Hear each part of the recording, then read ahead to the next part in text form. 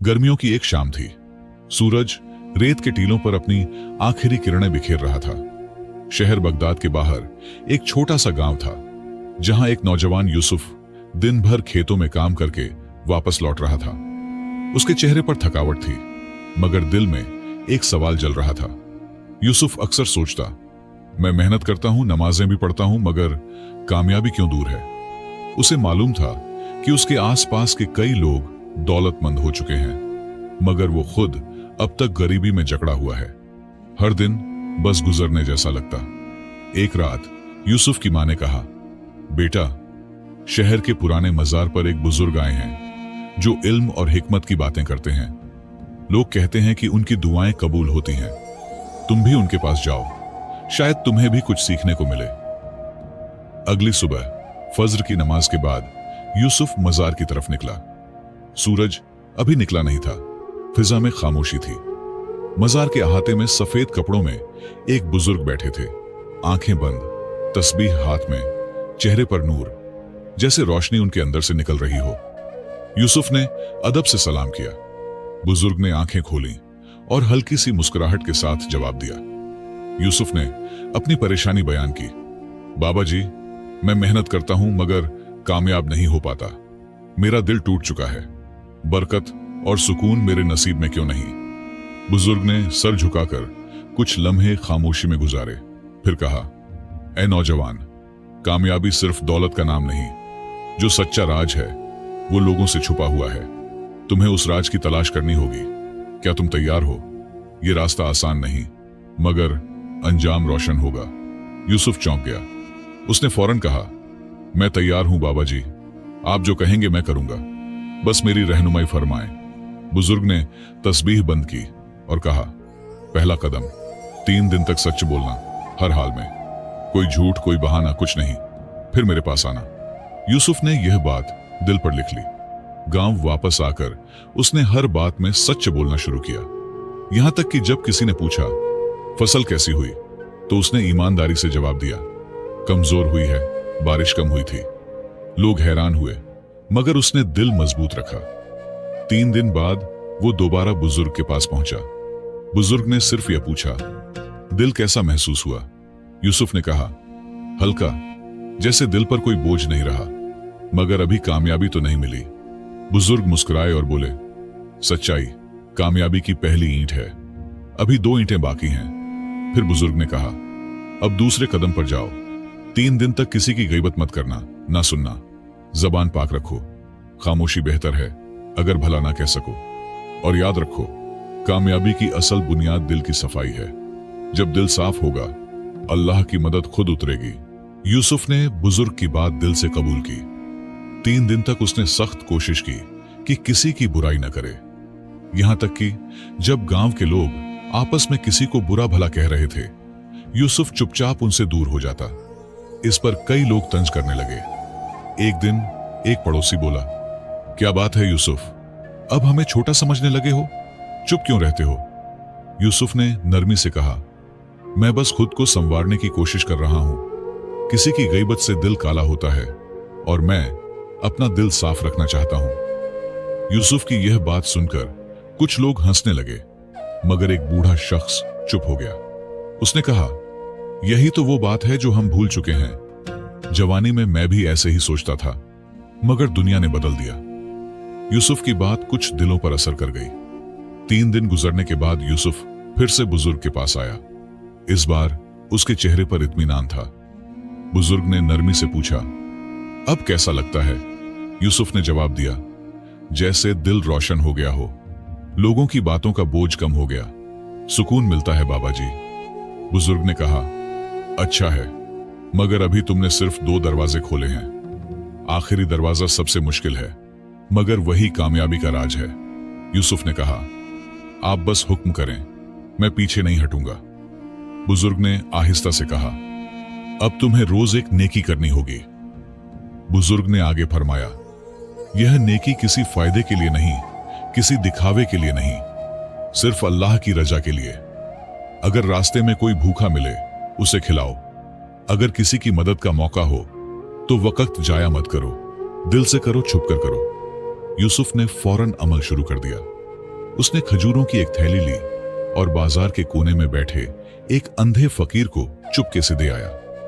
फकीर ने आसमान की तरफ हाथ उठाकर दुआ दी। यूसुफ ने पहली बार दिल की गहराई से खुशी महसूस की। एक दिन एक औरत की बैल गड्ढे में गिर गई। लोग तमाशा देख रहे थे, मगर कोई आगे नहीं बढ़ा।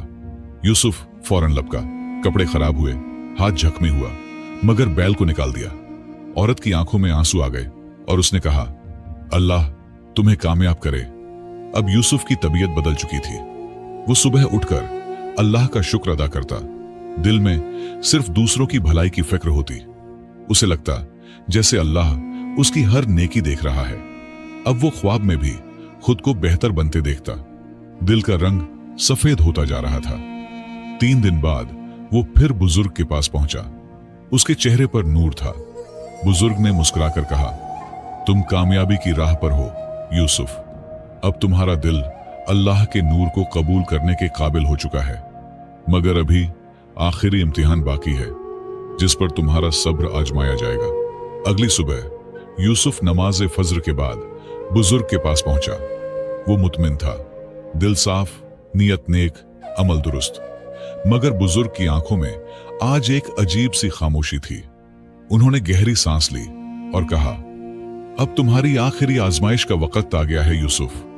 बुजुर्ग ने फरमाया, तुम्हें अपना सब कुछ छोड़कर अल्लाह के रास्ते में निकलना होगा।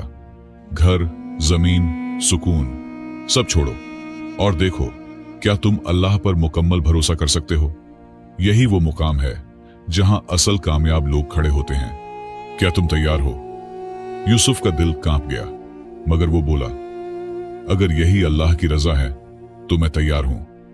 मां से रुखसत लेते हुए उसकी आंखें भर आईं। मां ने बस इतना कहा, अल्लाह तुम्हारे साथ हो बेटा। याद रखना, असल कामयाबी अल्लाह की रजा है, दुनिया का माल नहीं। यूसुफ ने अपना सब कुछ छोड़ दिया। वो शहर से निकलकर सहराओं की तरफ रवाना हुआ। रास्ते में उसे भूख लगी, मगर उसने सब्र किया। प्यास से होंठ सूख गए, मगर अल्लाह का नाम जुबान पर रहा। यह सफर उसके ईमान को कुचल नहीं सका, बल्कि और मजबूत कर गया। 3 दिन तक वो भूखा प्यासा चला। एक रात वह एक नखलिस्तान के करीब गिर पड़ा। एक चरवाहे ने उसे पानी पिलाया और पूछा, कौन हो, कहां जा रहे हो? यूसुफ ने मुस्कुराकर कहा, मैं कामयाबी की तलाश में निकला हूं और मेरा ज़ादे राह सिर्फ अल्लाह पर भरोसा है। चरवाहे ने कहा, तुम पागल हो या वली? यह रास्ता तुम्हें खोखला भी कर सकता है। यूसुफ ने नरमी से जवाब दिया, कामयाबी सिर्फ लेने का नाम नहीं, देने का भी है। अगर मैं इस रास्ते में फना हो गया तब भी अल्लाह की रजा मेरी असल कामयाबी है। चौथे दिन वह एक अजनबी काफिले के पास पहुंचा। काफिले के सरदार को मजदूर की जरूरत थी। यूसुफ ने सख्त मेहनत की, मगर किसी उजरत का मुतालिबा नहीं किया। काफिले वालों ने हैरानी से पूछा, तुम इतनी मशक्कत क्यों कर रहे हो? वह बस मुस्कुराकर खामोश रहता। इस दौरान एक दिन काफिले का सामान चोरी हो गया। सबने यूसुफ पर शक किया। उसे रस्सियों से बांधकर सरदार के सामने लाया गया। यूसुफ ने खामोशी से सिर्फ इतना कहा, अल्लाह गवाह है, मैं बेगुनाह हूं। काफिले वाले हंसे, अल्लाह गवाह, कोई सबूत है? अचानक सरदार की बेटी सामने आई और बोली, मैंने चोर को देखा था, यूसुफ नहीं था। वो तो हर वक्त तस्बीह पढ़ता रहता है। सब हैरान रह गए। सरदार ने फौरन यूसुफ को आजाद कर दिया और उसकी दयांत से मुतासिर होकर कहा, तुम हमारे मेहमान हो। काफिले के सरदार ने ऐलान किया, यूसुफ अब हमारी तिजारत का मुशीर होगा, क्योंकि असल कामयाबी नेकी, सच्चाई और सब्र में है, जो हमने यूसुफ में देखा। यूसुफ ने आसमान की तरफ देखा। आंखों से आंसू बह निकले। वो जान चुका था, कामयाबी का राज हकीकत बन चुका है। काफिले का सरदार यूसुफ को अपने साथ बगदाद ले आया। अब वो हर दिन अहम फैसले लेता, नरमी से बात करता और सब उसकी सच्चाई की कस्में खाते। सरदार ने एक दिन कहा, यूसुफ, मैं चाहता हूं कि तुम मेरी बेटी से निकाह करो और मेरे बाद काफिले के सरदार बनो। यूसुफ हैरान हुआ। उसने कहा, मैं एक गरीब किसान हूं, आपकी बेटी की जोड़ी नहीं।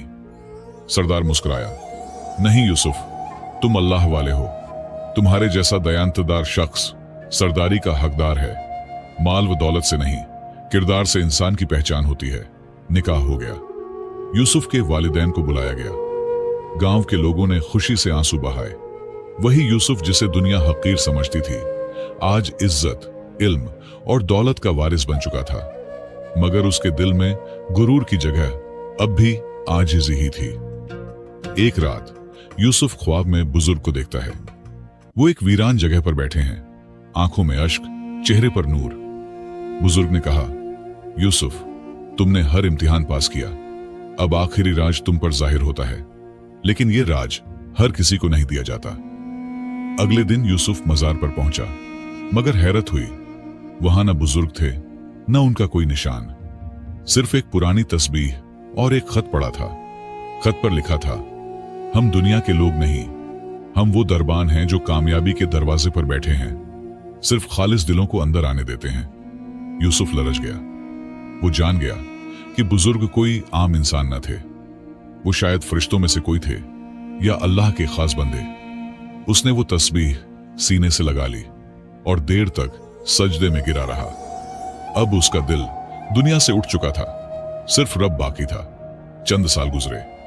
यूसुफ ने काफिले की सरदारी अपने नायब को सौंप दी और खुद शहर छोड़कर एक छोटे गांव में जा बसा। वो हर रोज बच्चों को सच बोलने, नेकी करने और सब्र सिखाने लगा।